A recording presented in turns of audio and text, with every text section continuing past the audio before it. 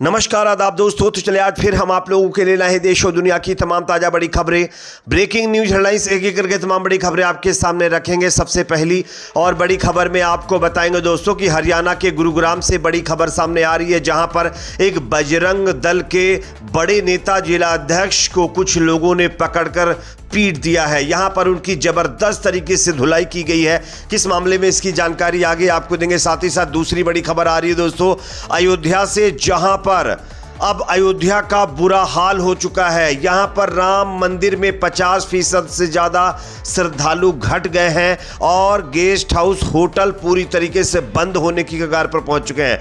किस तरीके से यहां पर हालात बदतर होते जा रहे हैं, इसको लेकर एक नई रिपोर्ट सामने आई जो चौंकाने वाली है। आगे ये पूरी रिपोर्ट भी हम आपको दिखाएंगे। साथ ही साथ दोस्तों अमेरिका ने दिया मोदी सरकार को बहुत बड़ा झटका, किस तरीके से, आगे इस पर भी चर्चा करेंगे। साथ ही साथ दोस्तों यहां पर खबर आ रही है मोहन भागवत के मुसलमानों को लेकर दिए बयान पर असदुद्दीन ओवैसी का पलटवार। ओवैसी ने जो है आरएसएस को जमकर निशाने पर लिया है। किस तरीके से, आगे इसके बारे में भी जानकारी देंगे। साथ ही साथ दोस्तों उत्तर प्रदेश के संभल की जामा मस्जिद सर्वे विवाद पर इलाहाबाद हाईकोर्ट से बड़ी खबर सामने आ रही है, इसकी भी जानकारी आपको देंगे। साथ ही साथ दोस्तों तेलंगाना के हैदराबाद से बड़ी खबर है, जहां पर चार मीनार के पास गुलजार हाउस में लगी आग की वजह से 17 लोगों को लेकर दुखद खबर सामने आ रही है। दरअसल ये आग क्यों लगी, इसको लेकर एक जानकारी सामने आ रही है जो मैं आपको बताऊंगा। साथ ही साथ दोस्तों ऑपरेशन सिंदूर पर विवाद, अली खान की गिरफ्तारी पर बीजेपी नेता रितेश पांडे नाराज हो गए हैं। उत्तर प्रदेश के अंबेडकर नगर से पूर्व सांसद भारतीय जनता पार्टी के नेता ने अब जो है अशोका यूनिवर्सिटी के प्रोफेसर अली खान के समर्थन में बड़ा बयान दिया है। क्या कहा उन्होंने, इनके बयान को भी सुनाएंगे। उससे पहले छोटी सी रिक्वेस्ट, अगर वीडियो पसंद आए तो लाइक करिए, शेयर करिए, चैनल पर नए हैं तो सब्सक्राइब करने के बाद बेल आइकन को प्रेस करना ना भूले। बात करेंगे पहली और बड़ी खबर की। जैसा कि आप जानते हैं दोस्तों कि बजरंग दल के नेता इस जो है आजकल एकदम सांडों की तरह रोडों पर घूम रहे हैं। इनको रोकने वाला कोई नहीं, कहीं जाते हैं कहीं हंगामा कर देते हैं, तो कभी कुछ तो कभी कुछ। लेकिन इसी कड़ी में हरियाणा के गुरुग्राम के बादशाहपुर क्षेत्र में सड़कों पर घूम रहे गौवंश को हटवाने पर करीब 1 दर्जन युवाओं ने राष्ट्रीय बजरंग दल के जिला अध्यक्ष व उसके साथियों पर जम करके हमला करके उनकी पिटाई की है। वारदात के दौरान जिला अध्यक्ष आशीष शर्मा साथियों के साथ अपने कार्यालय में बैठे थे। हमले में घायल जिला अध्यक्ष को उपचार के लिए निजी अस्पताल में भर्ती करवाया गया है। हमले की पूरी वारदात कार्यालय में लगे सीसीटीवी कैमरे में कैद हो गई है। इस मामले में पुलिस ने 3 आरोपियों को फिलहाल गिरफ्तार कर लिया है। सेक्टर 70 निवासी आशीष शर्मा ने पुलिस को दी शिकायत में बताया है कि वह सामाजिक कार्य करने के साथ ही निराश्रित गौवंश को सड़कों से हटाने में गुरुग्राम नगर निगम की टीमों का सहयोग करते हैं। बीते शुक्रवार को गुरुग्राम नगर निगम की टीम बादशाहपुर में अभियान चलाकर सड़कों पर घूम रहे गौवंशों को पकड़ रहे थे और आशीष शर्मा भी नगर निगम की टीम के साथ मौजूद थे। यह बात कुछ लोगों को नागवार गुजरी और उन्होंने आशीष शर्मा पर उनके कार्यालय में घुसकर हमला कर दिया और उनकी जम करके धुलाई कर दी है दोस्तों, जिसके चलते अब यह बजरंग दल का नेता काफी गंभीर रूप से घायल हुआ है। खैर, एक और बड़ी खबर दोस्तों सामने यहां पर आ रही है। राम मंदिर और अयोध्या शहर के हालात लगातार बद से बदतर होते जा रहे हैं। आप स्क्रीन पर खबर देख सकते हैं। राम नगरी में पिछले 2 महीने से धार्मिक पर्यटन का ग्राफ तेजी से गिरता जा रहा है। एक सर्वे के मुताबिक श्रद्धालुओं की संख्या में 50% तक की गिरावट आ गई है। यह न सिर्फ स्थानीय धार्मिक पर्यटन के लिए चिंता की बात है, बल्कि इसका असर स्थानीय अर्थव्यवस्था और सरल घरेलू उत्पाद जीडीपी पर भी देखने को मिल रहा है। महाकुंभ के दौरान आई तीर्थ यात्राओं की भारी भीड़ अब थम गई है, इससे स्थानीय व्यापारियों की चिंता बढ़ी है। रामनवमी के बाद से ही अयोध्या आने वाले श्रद्धालुओं की संख्या में लगातार गिरावट देखी जा रही है। इस गिरावट का सीधा असर व्यापार, होटल उद्योग, परिवहन सेवाओं और छोटे दुकानदारों की आमदनी पर पड़ रहा है। उत्तर प्रदेश उत्तराखंड इकोनॉमिक एसोसिएशन के महासचिव व अर्थशास्त्री प्रोफेसर विनोद श्रीवास्तव अपने सर्वे के आधार पर दावा करते हैं कि 10 मार्च के बाद से ही रामनगरी में श्रद्धालु घटने लगे थे। श्रद्धालुओं की संख्या में करीब 50% की गिरावट आ चुकी है और इसके चलते बामुश्किल 500 से 1000 ही श्रद्धालु खर्च कर रहे हैं और इससे अयोध्या की जो हालत है वो दिन ब दिन खराब होती जा रही है। और होटल और गेस्ट हाउस पूरी तरीके से बंद होने की कगार पर पहुंच चुके हैं। तो ये उत्तर प्रदेश के अयोध्या का हाल है। योगी जी बड़े बड़े दावे करते हैं, बड़ी बड़ी बातें करते हैं, लेकिन वो सिर्फ मीडिया अखबारों में ही रहती हैं। खैर, एक और बड़ी खबर दोस्तों सामने आ रही है। अमेरिका ने भारत को दिया एक और बड़ा झटका। डोनाल्ड ट्रंप की सरकार ने अब अमेरिकी जो अधिकारियों के द्वारा भारत के ऊपर एक और कार्रवाई की है। अमेरिका ने भारतीय आमों की 15 खेप लौटा दी है।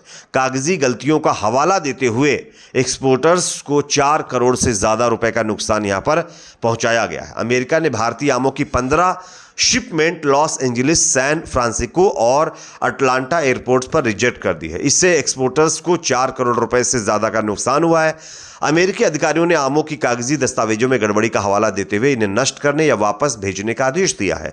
अब एक्सपोर्टर्स ने बताया कि आम जल्द खराब होने वाली फसल है और वापसी का खर्च अधिक था, इसलिए उन्हें अमेरिका में ही नष्ट कर दिया गया है। तो आप देख सकते हैं दोस्तों किस तरीके से कई टन आम जो भारत से अमेरिका भेजे गए थे उनको कागजी खामियों का हवाला दे करके कहीं ना कहीं पूरी तरीके से बर्बाद करवा दिया गया, जिसमें 4 करोड़ से ज़्यादा का नुकसान व्यापारियों का हुआ है। अब सवाल ये खड़ा होता है कि अमेरिका इस तरीके की हरकत कर रहा, मोदी सरकार क्या कर रही है। एक और बड़ी खबर दोस्तों यहाँ पर सामने आ रही है। मोहन भागवत के मुसलमानों को लेकर दिए बयान पर ओवैसी का पलटवार।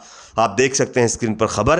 राष्ट्रीय स्वयंसेवक संघ मोहन भागवत के मुसलमानों को लेकर हालिया बयानों ने राजनीतिक बहस को तेज कर दिया। एमआईएम प्रमुख असदुद्दीन ओवैसी ने इसे पाखंड से भरा करार देते हुए कहा कि भारत अगर 2047 तक विकसित राष्ट्र बनना चाहता है तो इतने बड़े समुदाय को हाशिए पर रखकर यह लक्ष्य हासिल नहीं किया जा सकता। ओवैसी ने साफ तौर पर कहा कि मुसलमानों को वोट बैंक के रूप में देखने की राजनीति अब बंद होनी चाहिए। उन्हें नेतृत्व व समान अवसर देने की दिशा में काम होना चाहिए। ओवैसी ने पीटीआई को दिए इंटरव्यू में मोहन भागवत के उन बयानों को खारिज कर दिया जिसमें उन्होंने हिंदू मुस्लिम एकता की बात कही थी।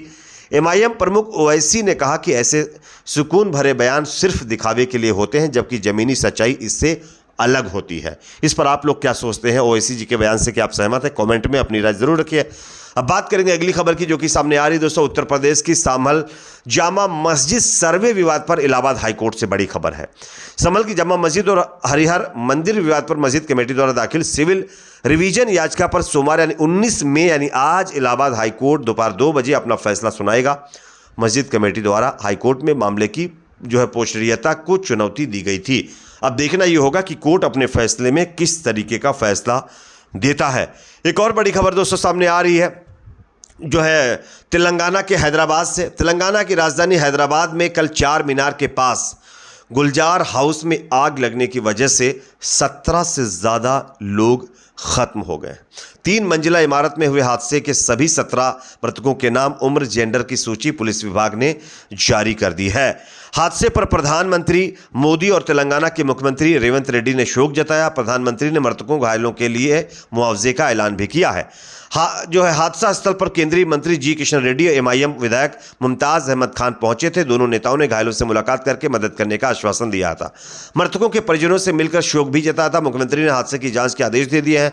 हादसे के होने के सही कारणों का अभी तक पुष्टि नहीं हो पाई है, लेकिन हादसा होने की वजह इस एसी का कंप्रेसर फटना बताई जा रही है। इसमें बहुत सारे लोगों का नाम आ चुका है दोस्तों, और नाम मैं आपको स्क्रीन पर दिखा रहा हूं, आप लोग देख सकते हैं। तो ये अपने आप में काफ़ी ज़्यादा चिंता की बात है और ये दुखद खबर जो कि सामने आई है।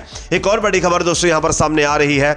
ऑपरेशन सिंदूर पर अली खान की गिरफ्तारी के खिलाफ बीजेपी नेता सड़कों पर आ गए। दरअसल अशोका यूनिवर्सिटी के प्रोफेसर अली खान महमूदाबाद की गिरफ्तारी एक दिन पहले हुई है।